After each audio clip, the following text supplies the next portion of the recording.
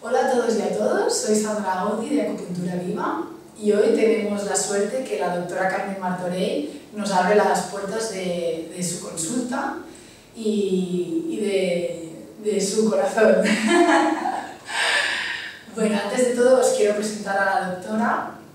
Es licenciada en Medicina, diplomada en Acupuntura y realizó el máster de Acupuntura de la Universidad de Barcelona, donde ahora es profesora de este mismo máster. Desde hace 15 años también. Hace 15 años ya. Más, sí. Después es fundadora de la Asociación Catalana Científica de Acupuntores. Fue secretaria de la sección colegial de médicos acupuntores de Barcelona y es socia de la Asociación Francesa de Acupuntores. No sé si me olvido alguna cosa. Hay muchas más, pero bueno. No hay muchas más. He hecho una actividad bastante reducida y en los aspectos que han sido más organizativos o políticos muy poco, porque no se da cuenta de cuál es su mundo y cuál no lo es, y este no lo es. A mí me gustaría saber cómo llegó la acupuntura a tu vida. La acupuntura llegó a mi vida de canto, con un dolor de muelas. Yo tenía 12 años, exacto. Tenía 16 años y tenía una caries y al día siguiente tenía que ir al dentista. Había tomado de todo, estaba casi llorando de dolor, rabiando, y aterrissé en casa un amigo de mis padres que estaba haciendo un curso de acupuntura. I llavors controlarem a la nena, i la nena tenia un cabreig considerable, porque encima de lo que tenía no quería que me pincharan. Me pareció una agresión, no quería, pero como creo que era educada, no dije ni mu, me estiré en el sofá, me pusieron unas agujas y para mi sorpresa, al cabo de 5 minutos, para mi sorpresa, yo creo que el señor sabía muy poquito de acupuntura, pero la acupuntura, como dice muchas veces el doctor López, es muy agradecida. O fueron los hados también, no sé, pero la verdad es que se me insensibilizó completamente el dolor. Y me quedé tan sorprendida que esto me dio un interrogante, porque lo que tuve clarísimo es que su gestión no había sido. Y pese que ni me había gustado la acupuntura, ni sabía de qué iba, cuando años después me enteré que el doctor Nguyen Van Gui, que es una eminencia occidental, está muerto, y era muy mayor cuando vino a Barcelona, hacía unos cursos en un centro que se llamaba CEDAT.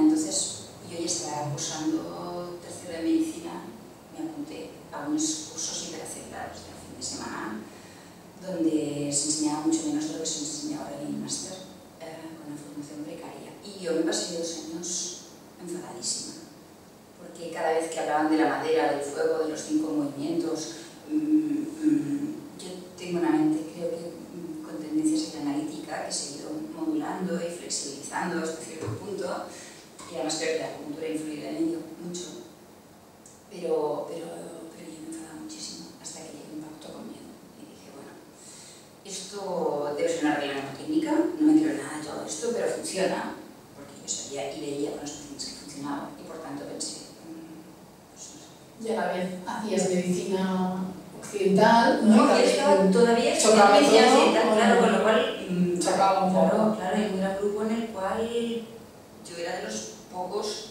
había algún médico estudiando acupuntura, la mayor parte no lo eran, y yo era estudiante de medicina, todavía no había acabado la carrera, y claro, tenía que compatibilizar los exámenes de una cosa y de la otra.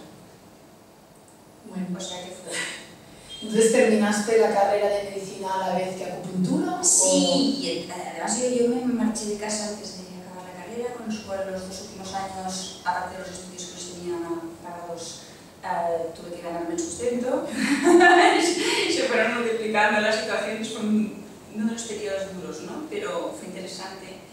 Y entonces cuando acabé la carrera, un día tuve una conversación con mi padre. Es que mi padre era una persona que había estado bastante lejana y sabía poco de mi vida en realidad. Y entonces me preguntó, ¿pero tú qué querrías hacer? Y yo estaba pensando en todas las especialidades de él no sabía en qué consistía el MIR, le expliqué. Me dijo, ¿pero a ti qué te gustaría hacer? Y yo le contesté, sin pensar, le dije, hombre, gustarme acupuntura. Y mi padre se dijo, pues haz acupuntura. Y yo, ¿cómo que haz acupuntura? ¿Qué me dices que te gusta? Si me apasiona.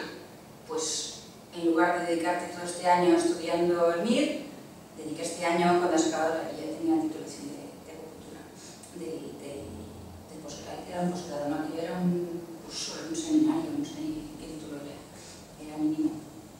Entonces me dediqué todo un año a estudiar lo que yo creía que mínimamente tenía que saber para poder empezar a trabajar. Y la verdad es que el día de la composición yo salí del sitio donde vivía que me parecía que no me llegaban los pies al suelo.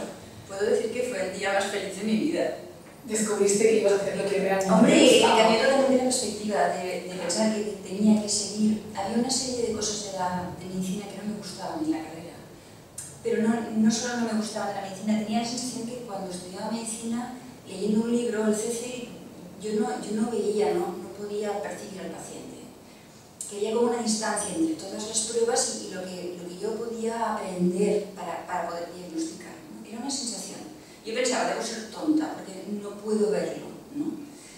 Había otra cuestión muy personal, que es que yo soy muy independiente y veía la estructura hospitalaria, veía muchas cosas que en mi opinión no funcionaban y creo que siguen funcionando, y me sentía también, me veía como una abeja atrapada en un panal de una estructura que yo no podía marcar, en la que tenía que pedir pruebas que no sabía cómo se realizaban, dar fármacos que no sabía de qué estaban constituidos, y me sentía una pequeña pieza en un engranaje, mientras que la acupuntura de una manera mucho más modesta me permitía ver, preguntar, interrogar, palpar y actuar con algo tan simple como implantar una aguja en un lugar determinado y que aquello produjera cambios. Entonces, esta sensación de autonomía y libertad yo creo que también influye en que la acupuntura me apasiona de entrada, pese a todas mis reticencias que les tenía.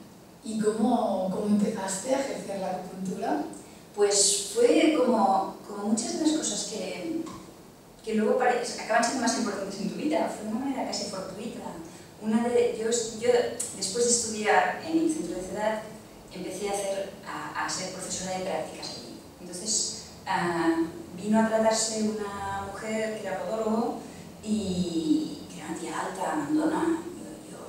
Bueno, un personaje de mi vida también en aquel momento. Y entonces, esta mujer le hicimos un diagnóstico, le íbamos a tratar, estaba en la camilla, no callaba, y le dije, bueno, y ahora te callas y te dejamos a solas. Y después, al retirarle las agujas, me dijo que quería hablar conmigo, que quería venir a un despacho que estaba libre en el gabinete donde trabajaba, en el centro donde trabajaba, que si yo quería alquilarle un espacio. Yo le dije que no tenía dinero para alquilarle un espacio, pero me dijo, bueno, puedes empezar y entonces yo te cobraré un porcentaje de los pacientes que trates y cuando me puedas pagar, entonces pude empezar así a pagar el primero, luego le pagué la mensualidad, luego había otro que quedó libre, empecé a ocupar el segundo, empecé a ocupar el tercero, hasta que llegamos a ocupar la mitad de la consulta cada una, al cabo de un par de años. Y luego vinieron otros saltos, y cada uno de los cuales me ha dado miedo, pero cada uno de los cuales me ha permitido crecer. ¿Y te acuerdas del primer paciente que visitaste?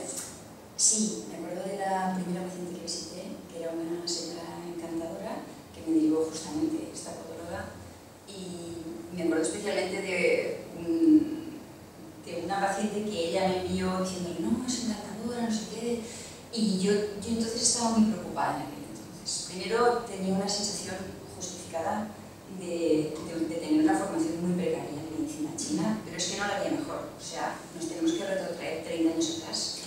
Empezaban a aparecer los primeros PCs que los médicos del hospital se preguntaban, ¿FP2 es para entrar en el hospital? Que eso es una cosa que creo que no la habéis vivido, pero eran los primeros PCs. No había acceso legal en España del postfranquismo a publicaciones internacionales hasta el cabo de 3 o 4 años después de haber acabado la carrera y acupuntura. No pude empezar a contactar con libros ingleses como los libros de Giovanni Machecha, que en su momento fueron una ayuda importantísima para poder empezar a estructurar y establecer cosas que luego yo creo que van siendo superadas, pero que en su momento fueron muy importantes, ¿no? Y estábamos aquí. La primera paciente... Exacto. Yo estaba muy preocupada porque aparte de tener esa noción de carencia profesional, yo me veía muy jovencita, más joven, tenía 26 años, pero parecía más joven de lo que era.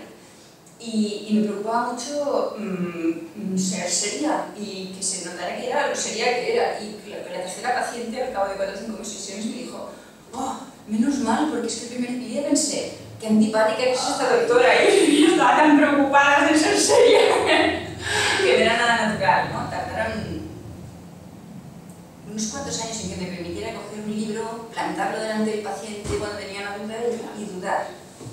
Y entonces apareció una cosa muy curiosa, que es que a mí me sorprendió, es que en la medida en que yo me permitía dudar, para mi sorpresa luego la gente tenía la sensación de que yo era una persona muy segura de mí misma. Y esto ha sido progresivamente así, o sea, hay cosas que vas teniendo claras, pero creo que es muy importante permitirse dudar porque el conocimiento no consiste en no dudar. Bueno, supongo que el paciente también percibe que tú vas a buscar hasta encontrar, que no es esto ya lo sé y ya está, sino que eres una persona que si algo no lo sabes lo vas a buscar y vas a tirar del hilo. Creo que el paciente percibe mucho, creo que percibe la honestidad, básicamente. Y el que no te preocupe lo que vayan a pensar, yo no me dedico a convencer. Comenzamos, cuando hablamos de esta entrevista, de que yo al principio era una época en que la acupuntura había sido, cuando yo hice el curso tenía un boom porque se decía que servía para tratar la obesidad, porque servía para dejar el tabaquismo, y yo tenía claro que la acupuntura, desde muy al principio tuve claro que la acupuntura servía sobre todo para patología funcional y que era una cosa que el público desconocía, con lo cual en aquel entonces, cuando tenía un paciente y me decía vengo a tratarme porque quiero dejar de fumar, le decía no, la acupuntura no, a la que no le gusta el tabaco, o la acupuntura no le adelgazará. Y entonces salían por la puerta. Perdías un montón de pacientes. Perdía muchos pacientes, pero quizá porque empiezo a ser vieja, en la vida te das cuenta que los nos son tan importantes como los sís. Porque sin los nos iniciales no te dejas espacio para los sís potenciales. Hay que ir el camino. No lo sé, yo no lo hice pensando cuál iba a ser el camino, solo pensé, no he estudiado acupuntura para hacer esto, no he estudiado acupuntura para decir mentiras, y entonces lo veía con la mentira. Claro que puedes ayudar a alguien que quiere dejar de fumar, pero tienes que tratar el pobre base y es la ansiedad. Entonces se estudiaba mucho como con recetas. Sí. Y yo me negaba, pensaba, y creo con razón, esto es así, que si tú tratas a un paciente por sobrepeso, te traerá otro paciente por sobrepeso y otro por sobrepeso y nunca estarás haciendo lo que realmente deseas. Y de ahí mismos acabas sin darse cuenta uno